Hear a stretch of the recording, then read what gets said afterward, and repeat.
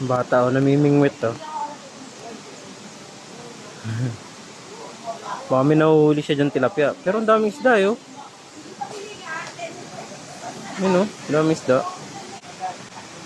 Daming bangka dito.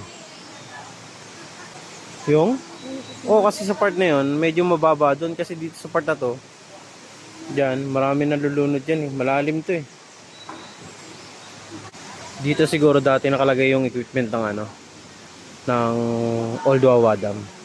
Itong part na to. Yan oh. Ah.